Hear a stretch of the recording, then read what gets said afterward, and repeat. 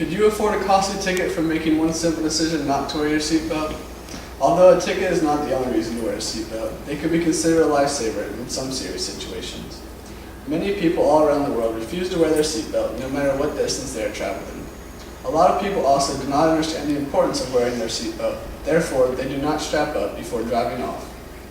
Seatbelts are worn across the lap and shoulder, preventing the driver or passengers from being thrown around in the car. A functioning seatbelt will tighten up when the brakes are suddenly applied so that you and your passengers do not keep moving when the car comes to a sudden stop.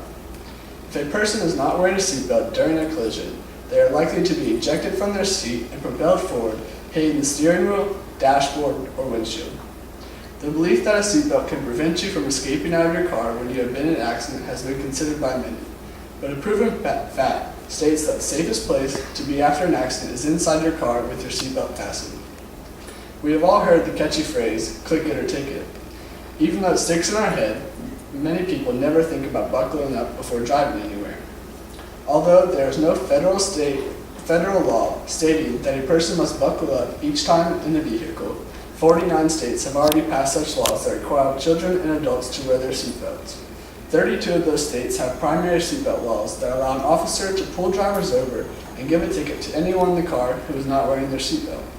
Secondary seatbelt laws exist in the other 17 states, which allow an officer to only give you a ticket if he witnessed you commit another traffic violation while not wearing your seatbelt. Seatbelt use is lower in states with secondary enforcement seatbelt laws or no seatbelt laws, compared to states with primary enforcement laws. Although we hope our traffic officers are not patrolling the streets specifically looking to catch people with their seatbelts off, but we do think these tickets could be a quick and costly reminder to always wear your seatbelt. Speaking of always wearing your seatbelt, a group of local friends and family recently created an organization called the Always Wear Your Seatbelt Club, after 2 Boone High School students passed away when the driver lost control of the vehicle on I-4, ejecting 2 of the 5 people in the car, none of which were wearing a seatbelt. The 2 who were ejected were instantly killed. This has made a huge impact on the whole Boone and Conway community. These were 2 very popular teams that no one ever expected something so tragic to happen to. It just goes to show that something as simple as buckling up could be the decision you make between life and death. Going back to the seatbelt safety, these harnesses can in some ways be very helpful. Research from the NHTSA shows that 40,000 people die each year from traffic-related accidents. It is the leading cause of death for people under the age of 35.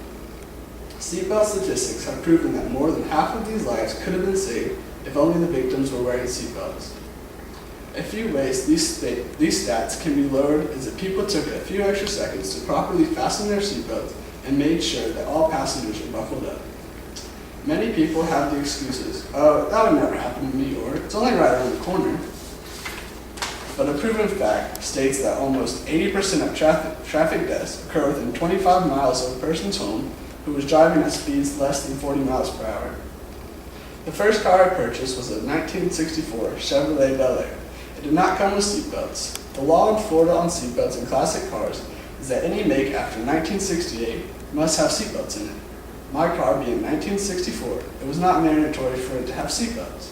But my parents and I talked it over and thought it would be necessary and worth the money to invest in seatbelts. Although I was not able to put the shoulder strap seatbelts in my car, I had to settle for the lap belts. Wearing a seatbelt has become a habit for me because every day that I buckle my seatbelt is a reminder of the tragic loss of my close friends. I wouldn't want to put my friends and family through something like that just because it didn't take a few seconds to click it. This is a cause that I support and hope that you will take on the responsibility for your own safety. As the saying goes, the life you save may be your own. Now I'm going to give a presentation on a PowerPoint that I've made about seatbelt safety. There are 2 types of seatbelts, one being the lap belts. A lap belt is a strap that goes across the waist. Another one is the 3-point belt, which is a Y-shaped harness that goes across your lap, chest, and shoulder, which was first introduced in 1959. I have some seatbelt safety statistics. In 2001, 5,341 teens were killed in passenger vehicles involved in motor vehicle crashes. 2/3 of those killed were not buckled up. Male high school students report that they are more likely to rarely or never use safety belts when compared with female high school students. Young adults aged 18 through 24 have the highest crash-related injury rates of all adults. Seatbelts reduce serious crash-related injuries and deaths by about 50%. I just have some more statistics. Every hour, someone dies in America simply because they are not wearing a safety belt. According to the National Highway Traffic Safety Administration, an estimated 5,500 lives could be saved each year by increasing the level of seatbelt safety in the United States to 90%. Yet, only 68% of Americans wear safety belts. People not wearing a seatbelt are 30 times more likely to be ejected. More than 3 out of the 4 people who are ejected die from their injuries. When correctly wearing a seatbelt, you can lower your risk of death. It also keeps you from being ejected forward, and the stoppage force will be applied to the rib cage and pelvic area instead of your body being stopped by the windshield or dashboard. I found a quote from the administrator of the NHTSA, and he said, "This should be interpreted as a call to action. This is everybody's problem. Car crashes are not random acts of God. They are predictable. They occur in predictable patterns, and therefore they are preventable." And then about the Always Wear Your Seatbelt Club, they said, "Our mission is to save lives through raising awareness and instilling accountability to always wear your seatbelt in loving memory of Laura Grant and Eddie Coverhouse."